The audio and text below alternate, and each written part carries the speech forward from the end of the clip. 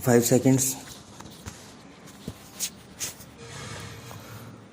Sir, before I come to the main provisions of the bill, I would like to explain briefly the need for bringing in this measure.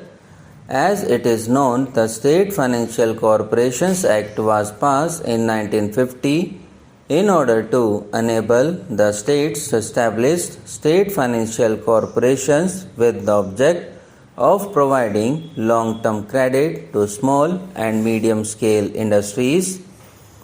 3 years before that act was passed, the Industrial Finance Corporation Act was passed in 1940 in order to make medium and long-term credit more readily available to industrial concerns, particularly in circumstances where the normal banking facilities were not available to them. The Industrial Finance Corporation during the first 3 years of its life had made some progress in achieving these objectives and had acquired a certain amount of experience. Full use of the experience acquired by the Industrial Finance Corporation during the 3 years of its life was made in drafting the State Financial Corporations Act 1950. The jurisdictions of these two corporations were not overlapping because the Industrial Finance Corporation afforded the necessary credit facilities to industrial concerns of a comparatively large size.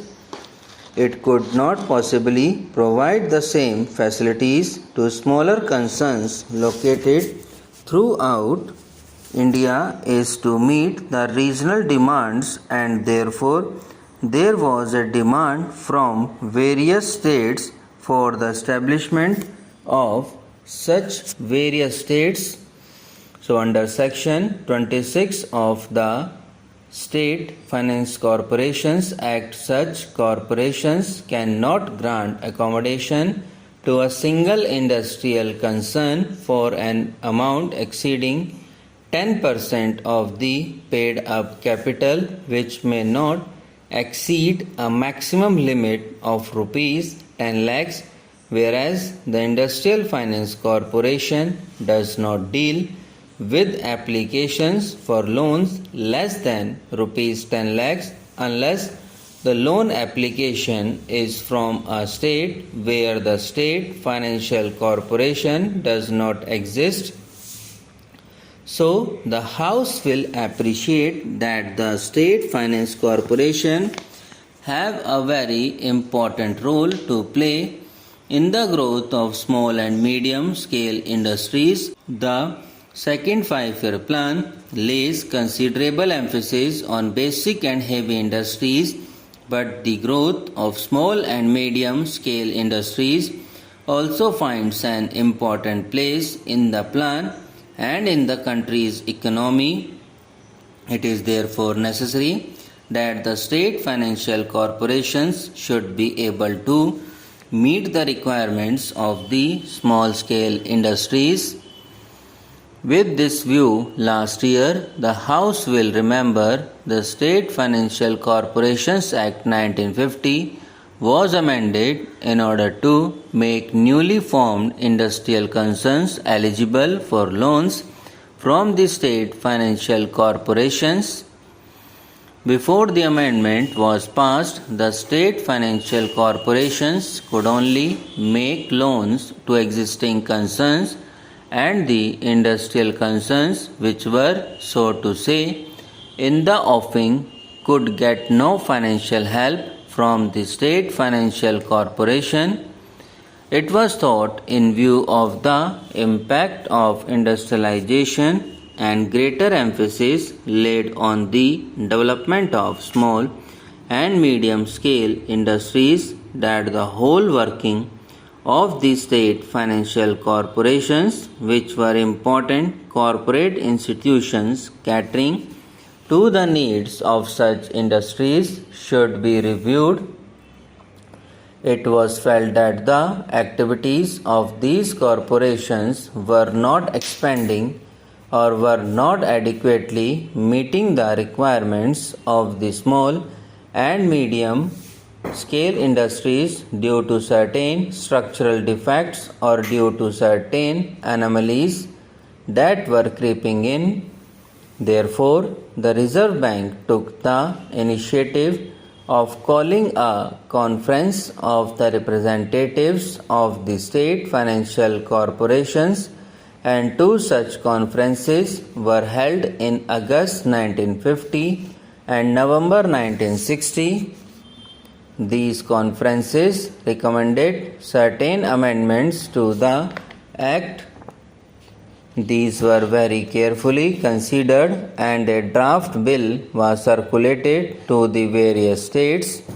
A number of states took very keen interest in the working of these corporations and made very useful suggestions, and the present bill incorporates some of the important recommendations of those conferences as well as the useful recommendations made by the various states.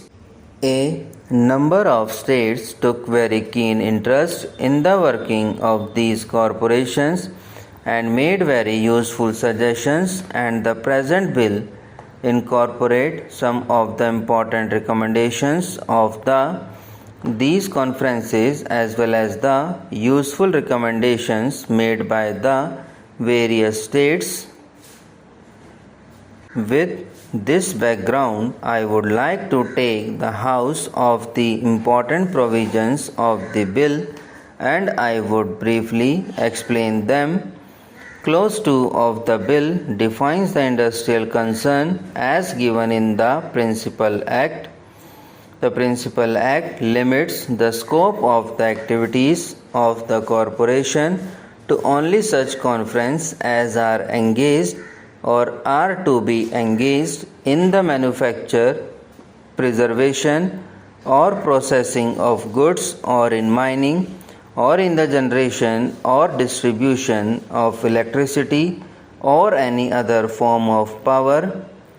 In the absence of any other clear definition of the phrase processing of goods, the corporation were finding it somewhat difficult to decide whether a particular concern fulfilled the necessary conditions to make them eligible for assistance by the corporation.